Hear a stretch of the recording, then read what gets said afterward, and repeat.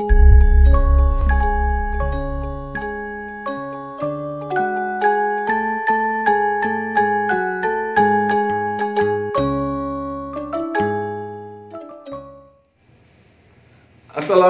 warahmatullahi wabarakatuh. Kembali bersama saya Satrio di Serat Nusantara. Serat Nusantara adalah channel yang menceritakan sejarah-sejarah babat Nusantara. Kali ini saya akan menceritakan tentang sebuah kisah romantisme di zaman Majapahit yang pasti kalian sudah banyak yang tahu, tapi pastinya belum detail mengetahui latar belakangnya juga seperti apa. Kalian akan simak video dari saya dan cerita kisah yang menarik ini. Sebelum mendengarkan sejarah di Serat Nusantara ini, jangan lupa like, komen, dan subscribe.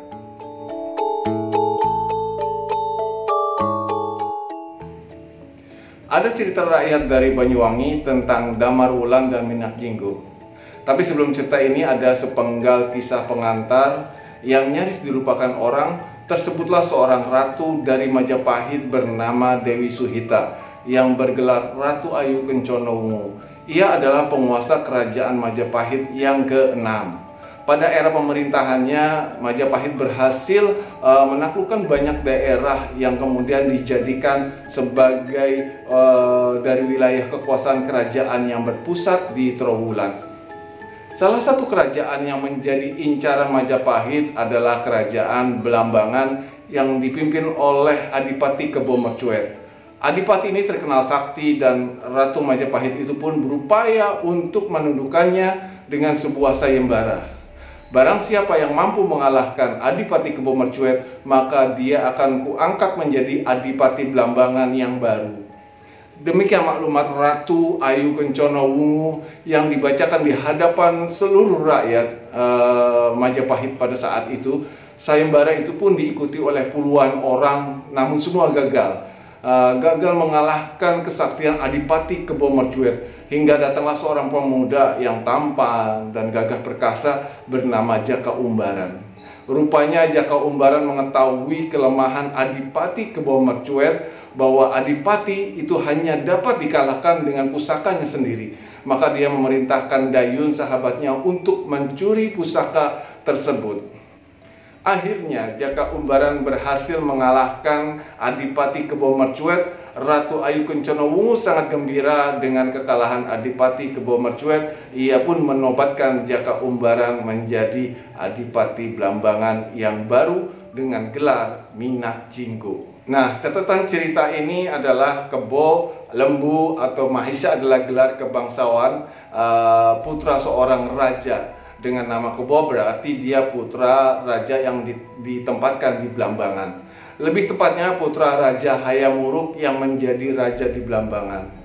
Sekarang orang Belambangan membela mati-matian Minak Jinggo, seorang adipati pendatang yang diangkat oleh Ratu Suhita setelah membunuh Adipati Belambangan yang sesungguhnya yaitu Kebo Mercusuar. Sekarang semua lupa pada sosok Kebo Mercusuar, pahlawan dan pejuang sejati yang dihinakan sebagai makhluk bertanduk seperti kerbau. Siapa juga yang membolak-balikan kisah ini sehingga jadi seperti yang kita tahu saat ini, tumpang tindih antara Brewira Bumi, Kebo Mercusuar, Jaka Umbaran, Minak Jinggo, Brenarapati, dan Damar Wulan. Sekarang saya melanjutkan kisah Minak Jinggo menagih janji ketika setelah mengalahkan Kebo Mercusuar. Setelah dinobatkan Jaka Umbaran menjadi Adipati Belambangan yang baru dengan gelar Minak Jinggo, akan tetapi Ratu Ayu Kencono Wungu menolak menikah dengan Jaka Umbaran karena pemuda itu kini tidak lagi tampan akibat pertarungan dengan Kebo Mercusuar.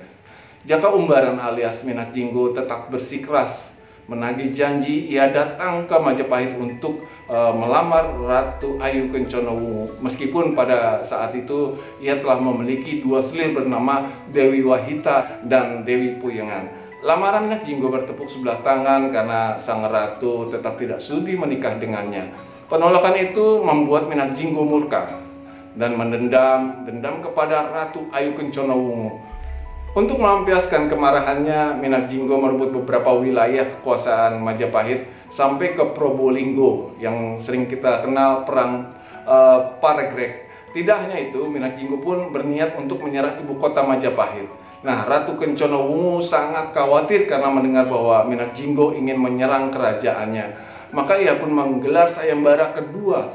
Sekali lagi puluhan pemuda turut serta dalam sayembara tersebut. Namun tidak ada satupun yang berhasil mengungguli kesaktian Minakjinggo. Hal ini membuat sang ratu semakin cemas.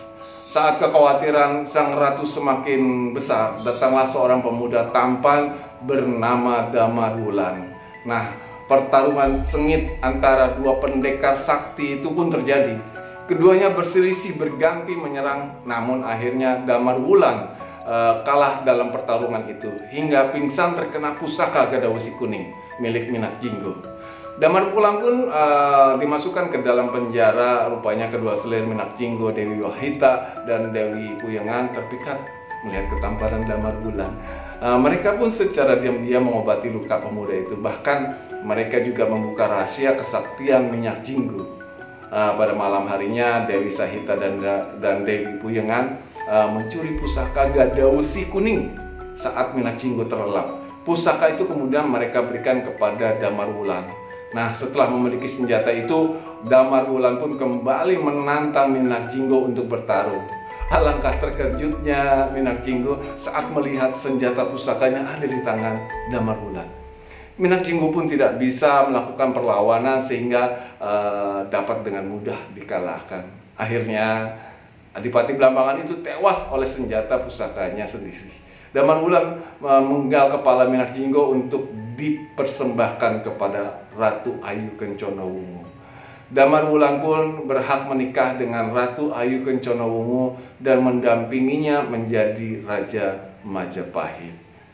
Kekacauan cerita, kekruotan cerita ini karena ditulis di Mataram tahun 1736 dengan tujuan politik untuk menyudutkan Blambangan yang waktu itu berkonflik dengan Mataram, memperebutkan hak sebagai pewaris tahta Majapahit.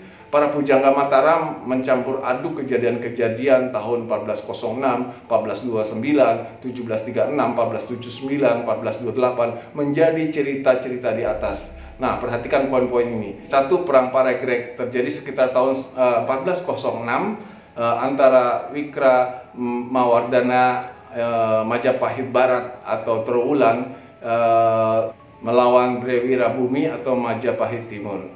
Yang kedua, Majapahit Barat dipimpin Kencana Wungu atau Suhita tahun 1429 sampai 1447. Dewi Suhita sama dengan putri Wikramawardhana yang dengan selir keponakan Brewirabumi.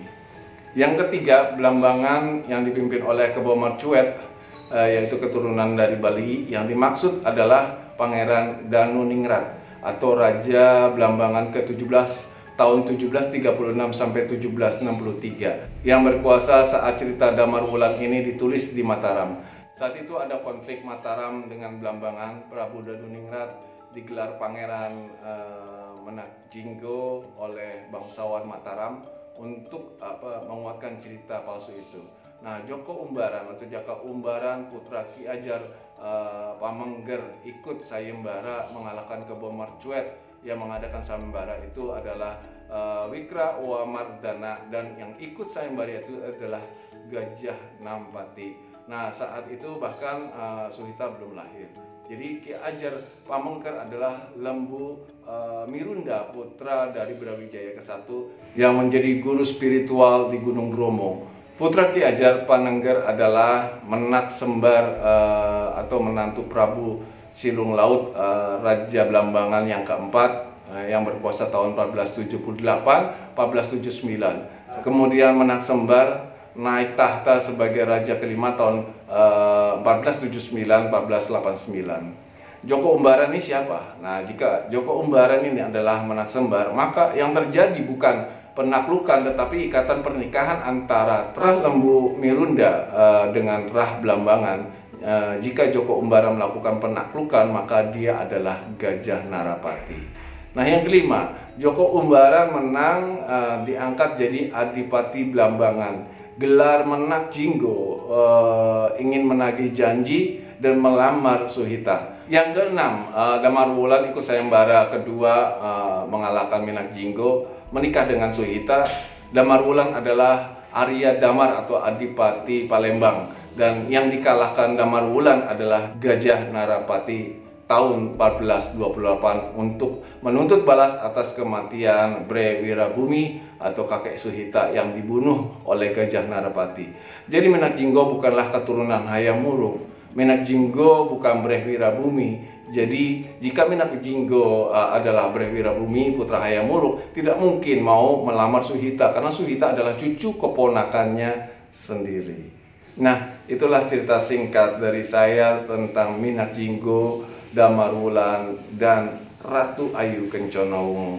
Nah, untuk kalian yang ingin mendengarkan cerita-cerita sejarah atau cerita rakyat, silakan komen dan ketik apa yang ingin kalian ketahui tentang sejarah Nusantara ini di Serat Nusantara. Jangan lupa like, komen, dan subscribe. Terima kasih. Saya Satrio. Assalamualaikum warahmatullahi wabarakatuh.